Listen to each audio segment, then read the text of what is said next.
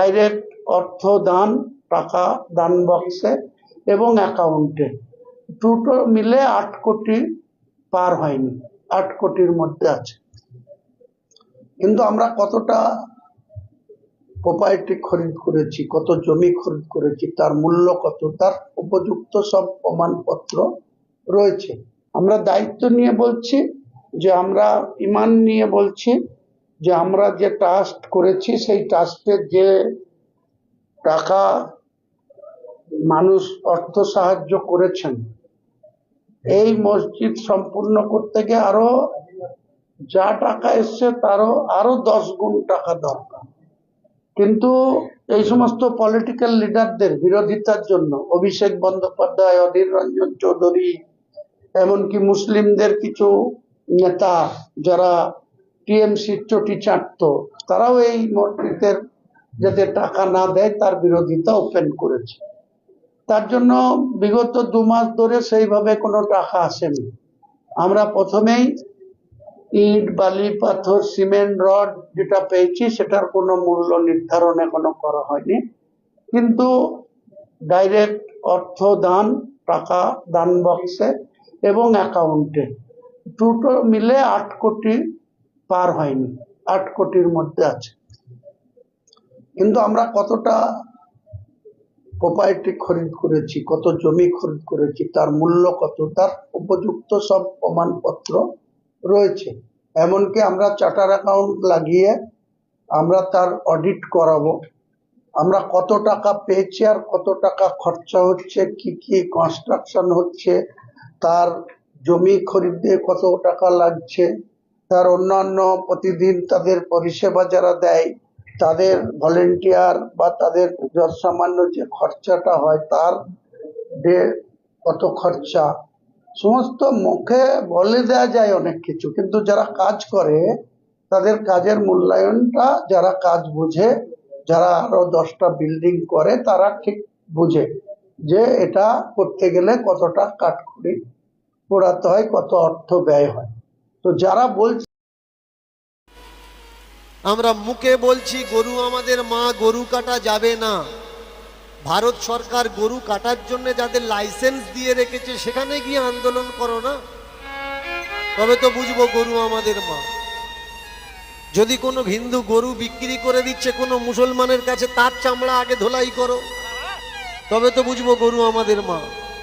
তুমি গরু বিক্রি করবে, গরু কেনার লোক নেই, মুসলমানদের কাছে গরু বিক্রি করে দিচ্ছ, বেচা হয়ে গেছে তখন বলছো গরু আমাদের মা। এটা তো চক্রান্ত, জালিয়াতি। আগে মূল সত্যকে জানো, সত্য কোনটা। সত্যি যদি আমার কথাগুলো খারাপ লেগে থাকে তাহলে যে বইটা পড়ে আমি কথাটা বলছি, আসুন সেই বইটা আমরা সকলে মিলে জ্বালিয়ে দিই। না থাকবে বাঁশ, না বাজবে বাঁশি, আসুন সকলে মিলে বাঁশ ঝাড়টা তুলে ফেলে দিই। তাহলে কারোর বউ আর রাত 12টার সময় জল আনতে যাবে না।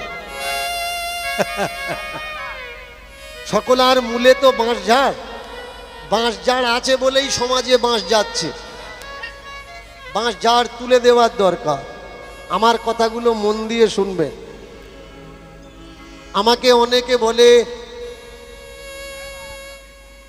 আমি ব্রাহ্মণ বৈষ্ণবদের নিন্দা করি, আমি ধর্মকে অপমানিত করি, আমি দেবদেবীদের নিন্দা করি। ভালো করে মন দিয়ে শুনবেন। যদি এই হরিবাসরে কেউ প্রমাণ দিতে পেরেছেন যে আমি ব্রাহ্মণদের কোনো খারাপ কটু কথা বলেছি, কোনো বৈষ্ণবকে নিন্দা করেছি, আমি বলছি দীনকৃষ্ণ ঠাকুর আপনি জুতো দেবেন, আপনার জুতো মাথায় করে নিয়ে আমি চলে যাব। আমি জ্ঞানত বা অজ্ঞানত কোনো ব্রাহ্মণকে, কোনো বৈষ্ণবকে কোনো দিন নিন্দা করিনি। তবে আমি করি কি, যারা বৈষ্ণব নয়, বৈষ্ণব সেজে সংসারী মানুষকে দীক্ষা দিয়ে তার বাড়ির বৌমা নিয়ে নবদ্বীপে উঠছে, তাদের বলি এবার সেই পার্টিতে রাগ হবে, তাদের রাগ হবে, পড়লো কথা সবার মাঝে, যার কথা তার গায়ে তিলক আর চৈতন্য আছে, দেখবে আমাকে সহ্য করতে পারছে না, তার মানে বুঝে নিতে হবে ও চেলুনি, ও চেলুনি, ওর হাজারটার ফুটো আছে, তার জন্য ও আমাকে সহ্য করতে পারছে না। আগে বুঝতে হবে সত্য কোন। এই বক্সটা এইদিকে ঘোরাতো।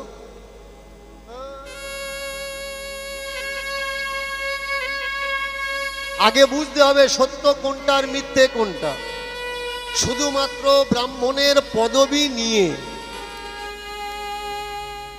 ব্রাহ্মণের কোনো কর্ম নেই, মদ খেয়ে খেয়ে কোথায় শুয়ে আছে তার ঠিক ঠিকানা নেই, বাড়িতে লুঙ্গি পরে ঘুরছে আর পূজার সময় ধুতি পরে পূজা করতে যাচ্ছে।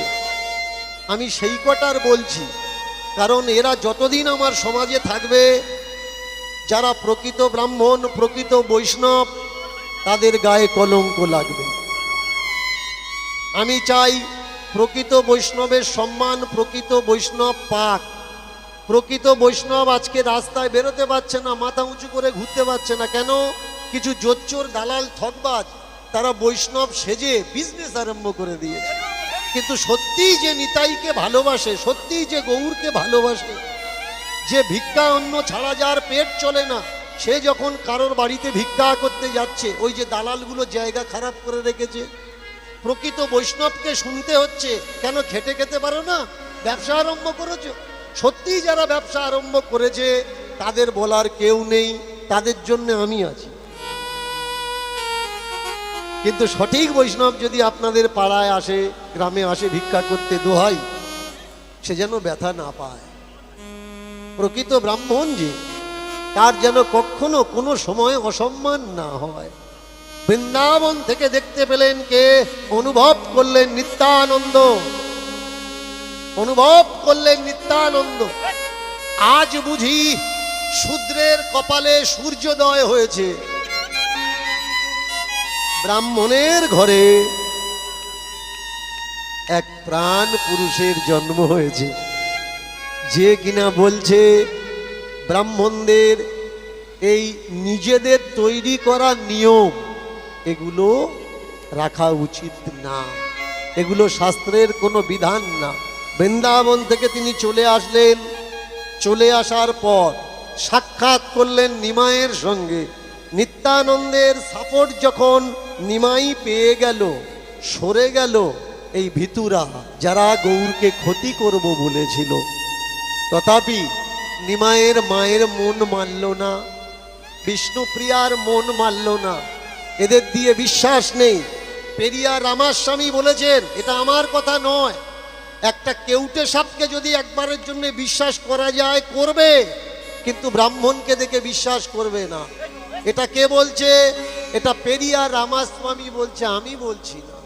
কারণ এরা কিছু ভি করতে পারে, কিছু ভি করতে পারে, যখন যে হাওয়া চলে এরা সেই রং নিয়ে নিতে পারে। এদেরকে বিশ্বাস করা অসম্ভব। সেই জায়গায় ভয় পেল নিমাইয়ের মা, যদি আমার ছেলেটাকে মেরে দেয়।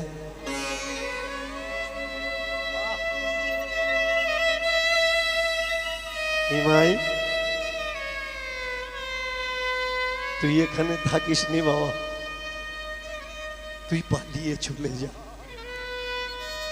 আমি তোর মা বলছি বাবা, পালিয়ে চলে যা, তোকে মেরে দেবে বাবা, তোকে মেরে দেবে। গঙ্গার ঘাটে জল আনতে গেলাম, কানাকানি হচ্ছে শুনতে পেলাম, পালিয়ে যা বাবা, পালিয়ে। কারা গোমা, কারা আমায় মারবে? যারা তোকে এক ঘুরে করে দিয়েছিল, যারা তোকে সহ্য করতে পারে না। আমি একটা ছেলেকে হারিয়েছি বাবা, বিশ্বরূপ আমার ছেড়ে চলে গেছে, আমার অনেকগুলো ছেলে মেয়ে মারা গেছে বাবা। পুত্র সন্তান হারানোর যন্ত্রণাটা বুঝি, পালিয়ে যা, পালিয়ে যা, পালিয়ে যা। মাগো, আমি যদি পালিয়ে যাই সমাজ আমাকে কাপুরুষ বলবে না? এত বড় দায়িত্ব কে নেবে মা, কে নেবে? মন দিয়ে শুনবে। চৈতন্য চরিতামৃত একটা ভক্তিবাদী কাল্পনিক গ্রন্থ, এতে বাস্তব ইতিহাসের পরিমাণ কম। গৌরকে কৃষ্ণ বানানোর চক্রান্তে চৈতন্য চরিতামৃত লেখা হয়েছে। গৌর কোনো সময় কৃষ্ণ ছিলেন না। গৌর যদি কৃষ্ণ হতেন তাহলে অনেকবার গৌরের কাছে গৌরের মা বলেছেন, বাবা তোর দাদা কোথায় গেল একটু খোঁজে নে দে না। তাহলে বলতে পারতেন না যে দাদা সন্ন্যাস নিয়ে অমুক জায়গায় আছে, চলো তোমার সঙ্গে সাক্ষাৎ করিয়ে নিয়ে আসি। শুধু তাই নয়, লক্ষ্মীপ্রিয়া মারা গেল, লক্ষ্মীপ্রিয়াকে কি বাঁচাতে পারত না গৌর যদি কৃষ্ণ হতো? নিমাই জগামাধা লীলা করতে গিয়ে নিত্যানন্দের কপালে আঘাত হয়েছে বলে চৈতন্য চরিতামৃত বলছে নিমাই নাকি সুদর্শন চক্রকে আহ্বান করেছিল।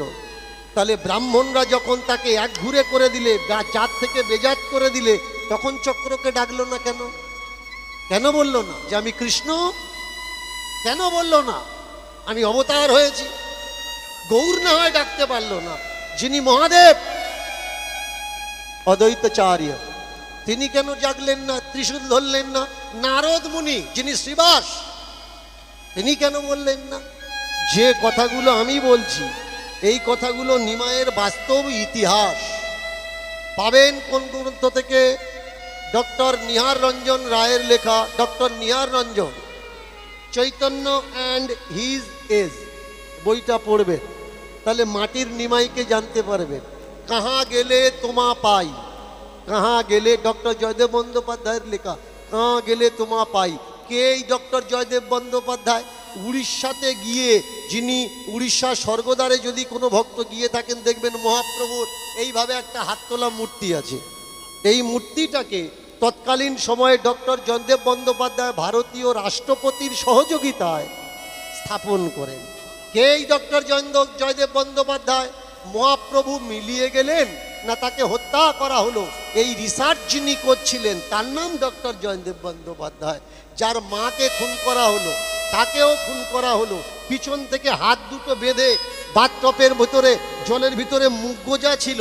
উড়িষ্যার সরকার লিখে দিল এটা মৃত্যু, সুসাইড। কারোর যদি সুসাইড করার হবে তাহলে পেছনে হাত বাঁধা থাকবে কেন? জলের ভেতরে মুখ ঢোকানো থাকবে কেন? তার কোনো রিসার্চ হয়নি। এ কথা আমি বলছি না, তৎকালীন সময়ে 2000 সালের পেপার বলছে, 96-এর রিসার্চের কাগজ বলছে, আমি বলছি না। তাহলে বলুন তো, গৌর যদি কৃষ্ণ হবে, তার উপরে যখন অত্যাচার হলো তার স্বরূপ কেন বেরিয়ে আসলো না? একাধিক নয়, শতাধিক। শুধু এই যে গৌরকে হত্যা করা হয়েছে তা না, ভালো করে পড়াশুনো করবেন। এটা দীনকৃষ্ণ ঠাকুর বলছে না, নিত্যানন্দ ঠাকুরকে হত্যা করা হয়েছে। হত্যা করা হয়েছে বলভদ্রকে, হত্যা করা হয়েছে বলভদ্রকে, হত্যা করা হয়েছে গৌরের ছায়া সঙ্গী যার নাম গদাধর পণ্ডিত। গৌর প্রেমীরা ধারণা করেন, আস্তে আস্তে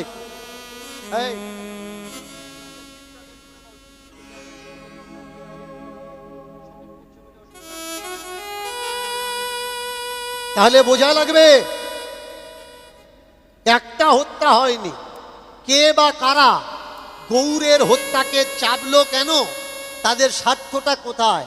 গৌরকে যদি কৃষ্ণ বানানো যায় তাহলে গৌরের হত্যাটা একটা কৃষ্ণ লীলার মতো হবে, আর তাকে যারা হত্যা করেছে হত্যাকারীরা রেহাই পাবে।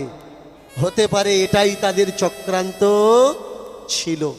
দীনকৃষ্ণ ঠাকুর যে কথাগুলো বলছে পড়াশুনো করে বলছে, কারোর থেকে শুনে বলছে না বা দীনকৃষ্ণ ঠাকুরের বাপ ঠাকুরদার লেখা বই পড়ে সে বলছে না, নিমাই পালায়নি, নিমাই সন্ন্যাসী হতে চায়নি। কে বলছে? নিমাইয়ের বাড়ির চাকর অদ্বৈত আচার্যের শিষ্য, যার নাম ঈশান নাগর। তার লেখা গ্রন্থ, তার লেখা বইতে তিনি লিখছেন, যেদিন তিনি সন্ন্যাস গ্রহণ করবেন তার আগের দিন শিবাস সারা রাত পাহারা দিয়েছে, যাকে তাকে কেউ ক্ষতি না করে। ভোরবেলা মায়ের অনুমতি নিয়ে, স্ত্রীর অনুমতি নিয়ে মায়ের পায়ে প্রণাম করে সন্ন্যাসী হয়েছেন। কিন্তু মিথ্যাবাদী কীর্তনীয়রা, মিথ্যাবাদী ভাগবতচারীরা তারা কি বলে? মা ঘুমাচ্ছিল, বউ ঘুমাচ্ছিল, পালিয়ে চলে গেছে, সন্ন্যাস হয়েছে। আর গাছ থেকে নাকি কোকিল ডাকছিল, পাখি বলছিল মা মা মা, নাকি বলেছে গাছের পাখি, বনের পাখি, বনে গিয়ে ডাককে যা, এখানে তুই ডাকিস না। তাহলে বলুন, এইসব মিথ্যা তথ্য গৌর ভক্তদের কাছে, কৃষ্ণ ভক্তদের কাছে, নিতাই ভক্তদের কাছে দেওয়ার প্রয়োজনটা কেন? দীনকৃষ্ণ ঠাকুর কি চাচ্ছে? দীনকৃষ্ণ ঠাকুর চাচ্ছে আপনারা সত্যটা জানুন। আমি মৃত্যুর ভয় করি না। মৃত্যুর ভয় যদি আমি করতাম, আপনাদের বাড়িতে এসে, আপনাদের উঠোনে দাঁড়িয়ে, গ্রামে গ্রামে গিয়ে চিৎকার করে শাস্ত্র এবং পুরাণ আদি গ্রন্থের সত্যগুলো আপনাদের কাছে বলতাম না। আমার উদ্দেশ্য সনাতন ধর্মকে নষ্ট করা নয়, নষ্ট হয়ে যাওয়া সনাতন ধর্মকে বাঁচানো। সনাতন ধর্ম নেই, পুরোপুরি নষ্ট হয়ে গেছে। আমার উদ্দেশ্য কি? আমার উদ্দেশ্য সেই সনাতনকে আবার বাঁচানো, আবার মেরুদণ্ডের হিড়কে সোজা করে দাঁড় করানো, আবার ভারত বিশ্বগুরু হবে এমন জায়গাটা তৈরি করা, মানুষকে বোঝানো। আজকের মানুষ এমন ভাবে ভেসে যাচ্ছে, গলায় মালা। আমাকে অনেকে বলে আপনার গলায় তুলসীর মালা নেই, আপনি কীর্তন করছেন কেন? এরকম কোনো জায়গায় লেখা আছে যে তুলসীর মালা থাকতে হবে তবে কীর্তন করবেন, না হলে কীর্তন করতে পারবেন না? মানুষের কাছে ভুলভাল তথ্য তুলে দিচ্ছে। বলে জানেন, বৈষ্ণবে কীর্তন করে, বিষ্ণু গুণগান করে, বৈষ্ণব ছাড়া করতে পারবে না। আর তুলসীর মালা না থাকলে সে বৈষ্ণব নয়। শুনে রাখুন, বৈষ্ণবের মালা তুলসীর মালা নয়। বৈষ্ণবের প্রকৃত মালা আমলকির মালা, আমলকি, তুলসীর মালা নয়। বলা আছে কোন বৈষ্ণব যদি আমলকির মালা না পরে তুলসীর মালা পরে, তথাপি সে আমলকির মালা ত্যাগ করতে পারবে না। এটা মালা তত্ত্ব বলছে, আমি বলছি না। একটা বৈষ্ণব দেখাতে পারবেন যে আমলকির মালা পরে? দেখাতে পারবেন না। আমাকে বলে আপনি রুদ্রাক্ষের মালা পরেন কেন? রুদ্রাক্ষের মালা পরে কি কীর্তন করা যায়? ভালো করে মন দিয়ে শুনবেন। এই রুদ্রাক্ষটা কি? অপ্সরা ঘৃতাচি। অপ্সরা ঘৃতাচি যখন স্বর্গ নির্মাণ হচ্ছিল, নির্মাণ করছিল কে? নির্মাণ করছিলেন বিশ্বকর্মা। এই বিশ্বকর্মার মনোতুষ্টির জন্যে অপ্সরা ঘৃতাচিকে পাঠিয়ে দেওয়া হয় তার মনোলোভানোর জন্যে। কিন্তু বিশ্বকর্মা তার প্রেমে পড়ে যায়। বিশ্বকর্মার ঘৃতাজির সুন্দর একটা পুত্র উৎপাদন হয়, তার জন্ম হয়। তার নাম কি? তার নাম রুদ্রাক্ষ। আর এ লীলা দর্শন করছিলেন কে? কৈলাসে বসে ভোলেনাথ শিবশঙ্কর। রুদ্রাক্ষ জন্মানোর পরে নিস্তেজ হয়ে গেছিল।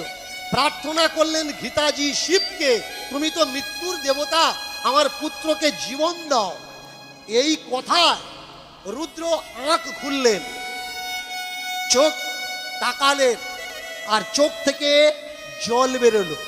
সেই জলের শক্তি রুদ্রের শরীরের উপরে পড়ল। পড়ার পরে রুদ্র জীবন ফিরে এলো শিবের চোখের জলের ধারাতে। যার জন্ম তার নাম রুদ্রাক্ষ। ভালো করে শুনবেন, কে এই রুদ্রাক্ষ? সব থেকে বড় বিষ্ণু ভক্ত কে জানেন? সব থেকে বড় কৃষ্ণ ভক্ত কে জানেন? যদি কোনো বৈষ্ণব থেকে থাকে, ভাই, দাদা, বন্ধু, কাকা, মাসি, মেশো জিজ্ঞেস করবেন এই অনন্ত কোটি বিশ্ব ব্রহ্মাণ্ডে সব থেকে বড় বৈষ্ণব কে? সে বলবে কেন, ভগবান শিব শঙ্কর। আচ্ছা, ভগবান শিব শঙ্কর যদি অনন্ত কোটি বিশ্ব ব্রহ্মাণ্ডের ভিতরে সব থেকে বড় বৈষ্ণব হয়, তার গলায় কিসের মালা? তুলসীর মালা না রুদ্রাক্ষের মালা? তাহলে পরম বৈষ্ণব যদি রুদ্রাক্ষের মালা নিয়ে বৈষ্ণব হতে পারে, কৃষ্ণ নাম করতে পারে, দীনকৃষ্ণ ঠাকুর কেন পারবে না? কেন তোমাদের গায়ে জ্বালা ধরছে? জ্বালা ধরার কারণটা কি? আমি ওদের দলের নাম লেখাইনি তাই। আমি যদি মালা নিতাম তাহলে ওরা বুঝতে পারতো ইয়ে আমাদের পার্টির লোক। গরু যদি আমাদের মা হয়, যে আমাদের জন্ম দিয়েছে, আমরা তাকে রেখেছি একটা ঘরে, একটা খাটে, একটা বিছানায়। আর গরু যদি আমাদের মা হয়, গরুকে গলায় দড়ি দিয়ে আমরা বেঁধে রেখেছি গোয়াল ঘরে। আপনি পারবেন আপনার মার গলায় দড়ি দিয়ে গোয়াল ঘরে বেঁধে রাখতে? পারবেন না। মাকে মা বলছেন, কিন্তু কর্তব্যের সময় গলায় দড়ি বেঁধে তাকে গোয়াল ঘরে রেখে দিচ্ছেন। বলুন, গরুকে কারা অপমান করছে? মুসলমানরা নাকি হিন্দুরা? গরু যদি মা হয়, বলুন তো গরুর ছেলে মানে বাছুরটা কে হবে? ছোট ভাই হবে। মার পেটে যে হয় সে তো ভাই হয়। এবার বলুন, গরুর বাছুর হলে, বাছুরটা যদি আমার ছোট ভাই হলো, 21 দিন পরে গিয়ে প্রথম দোয়াটা কতদিন দেন? কতদিন পরে দেন? 21 দিন না? তাহলে আপনার মা যদি আপনার ছোট ভাইকে জন্ম দিত, 21 দিন পরে আপনার ছোট ভাইয়ের গলায় দড়ি দিয়ে পাশে বেঁধে রেখে আপনার মায়ের জননীর গর্ভধারিণীর দুধ দুয়ে বিক্রি করতে পারতেন? আমাকে বলবেন না যে আমি হিন্দু ধর্মের অপমান করছি। আমি প্রশ্ন করছি, আমি জানি না, আমি অবোধ শিশু। আপনাদের কাছে জানতে চাচ্ছি কোনটা করা উচিত আর কোনটা করা উচিত নয়।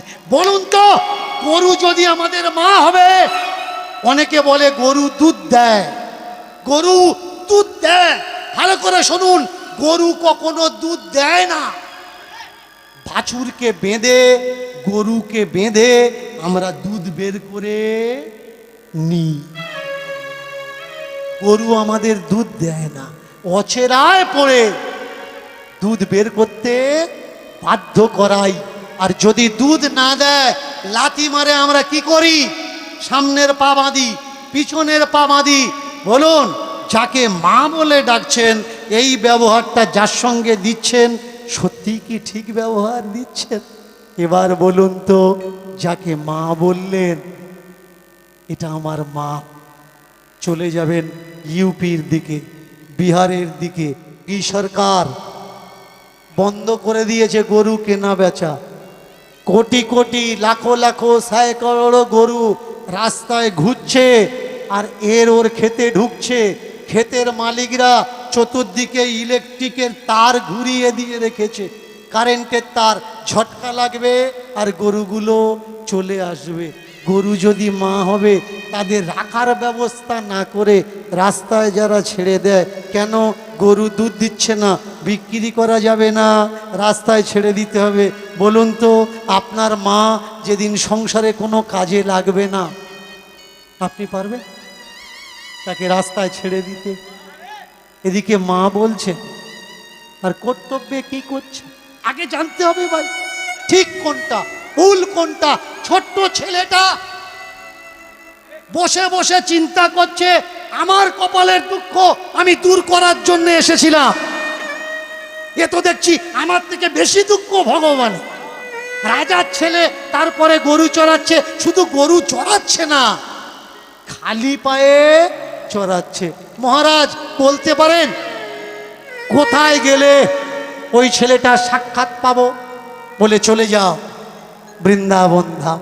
বৃন্দাবন বলে এটা ব্রজগাঁও, এই ব্রজগাঁয়ের সামনেই তো বৃন্দাবন, গেলে পাবে।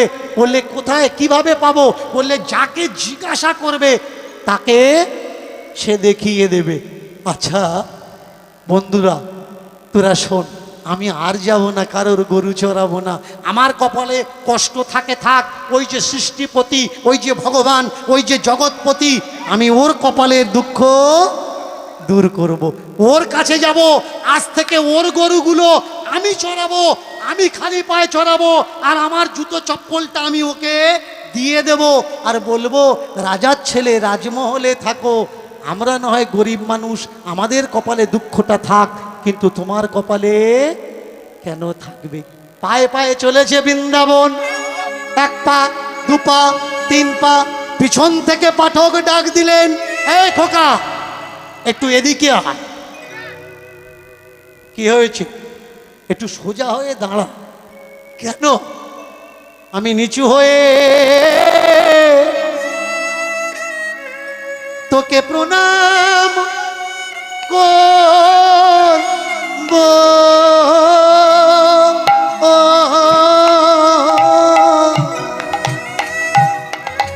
আমি নিচু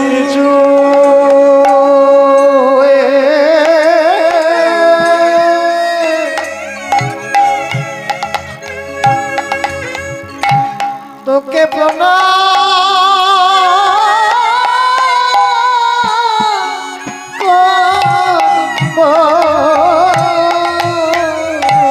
আমি নিচু হয়ে তোকে প্রণাম করব।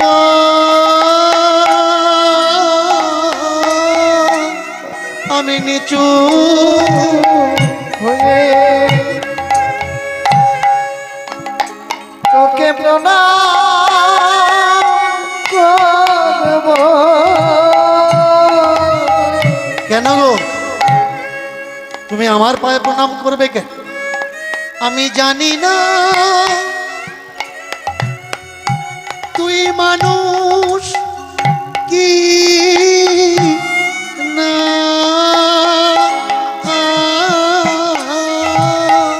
আমি নিচু হয়ে তোকে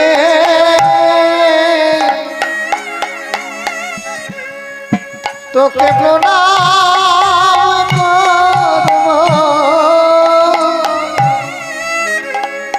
ভক্তিমতী ভক্তমণ্ডলী, ভক্তিমতী মায়েরা একটু মন দিয়ে শুনবেন। আজকের পাঠক ছোট্ট বাচ্চাটাকে ডেকে প্রণাম করতে চাচ্ছে। কেন? তত্ত্বদর্শী বলে উঠলেন, আমরা ভগবানের কথা বলি, ভগবানের কথা শুনি, ভগবানের দরজায় গিয়ে আমাদের দুঃখের কথা আমরা জানাই, কিন্তু আমরা ভগবানের দুঃখকে জানার জন্য কেউ কখনো চেষ্টা করি না। এই ছোট্ট ছেলেটা যখন শুনেছে রাজার ছেলে গরু চড়ায়, খালি পায়ে চড়ায়, শুনেছে পাঠ শুনলে নাকি দুঃখ দূর হয়, ছেলেটা ভাবছে ভগবান আমার থেকে তো বেশি দুঃখী তুমি, তোমার কথা শুনে দুঃখ দূর করতে এলাম, আর তোমার দুঃখ শুনে আমার দুঃখ আমি ভুলে গেলাম। আমার যত দুঃখ হোক, যত কষ্ট হোক, আমি যাব তোমার কাছে, তোমার দুঃখ দূর করব। পায়ে পায়ে পায়ে পায়ে চলেছেন বৃন্দাবনের দিকে। ডাক দিলে, শোনো শোনো শোনো আজ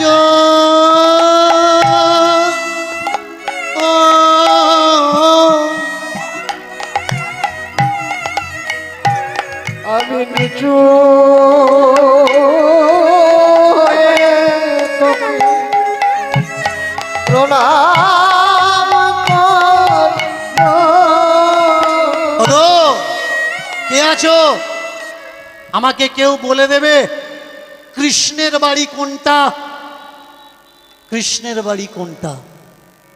যে দেখে সে বলে এই তো কৃষ্ণের বাড়ি। মায়েরা বৃন্দাবন গেছেন না? কে কে গেছেন বৃন্দাবনে একটু হাত তুলবে। গেছেন তো? বৃন্দাবনে এখন আর ঠাকুর নেই, ঠাকুরের নাম করে মানুষ ঠাকুর হয়ে ঘুরে বেড়াচ্ছে। ঠাকুরকে দেখার জন্যে টাকা দেওয়া লাগে, 500 টাকা, 1000 টাকা। গরিবদের লাইন আলাদা, সারাদিন লাইন ধরে দাঁড়িয়ে থাকতে হবে। মধ্যবিত্তের লাইন আলাদা, ভিআইপি লাইন আলাদা, ভিভিআইপি লাইন আলাদা। যে যত টাকা দেবে ভগবান তাড়াতাড়ি তার দর্শন দেবে। এটা যে শুধু বৃন্দাবনে হচ্ছে তা নয়, সব জায়গায় একই সিস্টেম হয়ে গেছে। শুধু যে তীর্থে হচ্ছে তা নয়, এমএলএ এমপি থেকে এমন অনেক গ্রামের প্রধান আছে, গরিব মানুষ গেলে উঠতে চায় না, বাবু ঘুমুচ্ছে 10টায় উঠবে। কিন্তু যদি টাকা পয়সাওয়ালা লোক যায় আর শুনেছে এসেছে, তিড়িং করে লাং মেরে উঠবে, বসতে বলে এক্ষুনি আসছে। ভগবানও বর্তমান নেতাদের মতো পরিস্থিতি হয়ে গেছে।